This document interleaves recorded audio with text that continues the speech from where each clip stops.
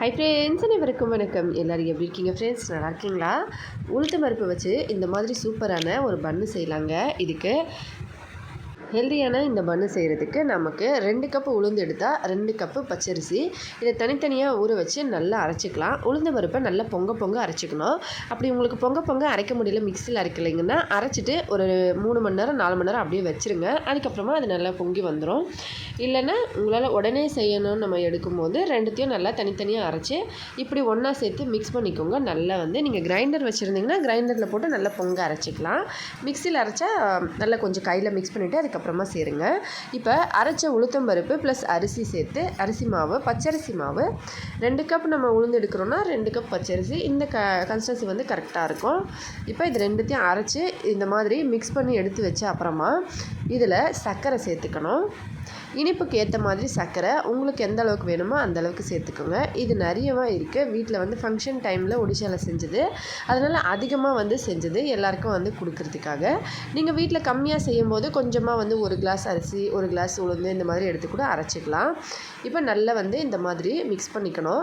இந்த உளுந்து அரைச்சிட்டு, அதாவது மிக்சியில் அரைச்சது தான், அதை நல்லா பொங்க வைக்கிறதுக்காக வெறும் கரண்டியை வச்சு அந்த உளுந்தை கொஞ்ச நேரம் கரண்டியில் அப்படியே ஒரு பக்கம் பிடிச்சி மிக்ஸ் பண்ணிகிட்டே இருந்தோம்னா அது பொங்கி வந்துடும். அந்த மாதிரி பொங்க வச்சுட்டு இப்போ அது எல்லாத்தையும் ஒன்றா சேர்த்து நல்லா மிக்ஸ் பண்ணிக்கணும். சர்க்கரை நல்லா கரையட்டும்.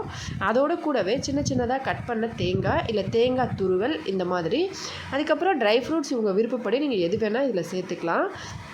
உங்களுக்கு நிறைய காஜு, அதுக்கப்புறம் பாதாம், இந்த மாதிரி கிஸ்மிஸ் இதெல்லாம் சேர்க்கணுன்னா நல்லா நெய்யில் வறுத்துட்டு அதை இதை சேர்த்துக்கலாம். தேவைப்பட்டால் நீங்கள் சேர்க்கலாம். ரொம்ப கொஞ்சம் ரிச்சியாக பண்ணணும் அப்படின்னா. இப்போ இதில் தேங்காய் துருவல் எவ்வளோ தேவையோ அந்த அளவுக்கு நல்லா ஒரு 2 தேங்காய் போல் இருந்தது, அதை ஃபுல்லாக துருவி இதோட சேர்த்தாச்சு. இதையும் சேர்த்து நல்லா மிக்ஸ் பண்ண அப்புறமா இந்த மிக்சிங் ரெடி ஆகிடுச்சு. ஜஸ்ட்டு கொஞ்சமாக உப்பு சேர்த்துக்கணும், இந்த இனிப்போட டேஸ்ட்டு எடுத்து கொடுக்கறதுக்காக. இப்போ கடாயில் ஒரு 2 ஸ்பூன் எண்ணெய் ஊற்றிட்டு, எண்ணெய் நல்லா சூடாகணும். கொஞ்சம் அடிக்கனமான பாத்திரமாக இருக்கணும்.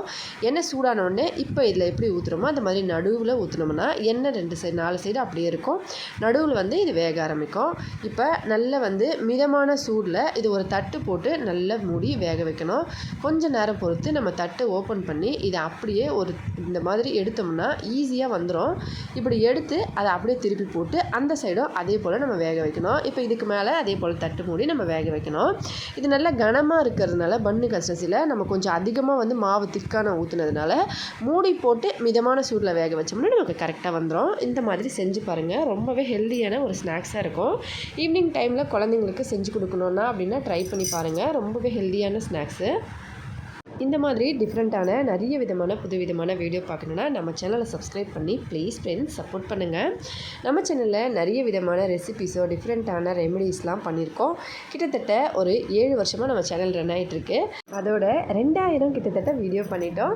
பிடிச்சிருந்தா மறக்காமல் லைக் பண்ணி ஷேர் பண்ணி சப்ஸ்கிரைப் பண்ணுங்கள். ஹெல்தியாக சாப்பிட்டு சந்தோஷமாக சேஃபாகவும் பத்திரமா இருங்க. நன்றி, வணக்கம்.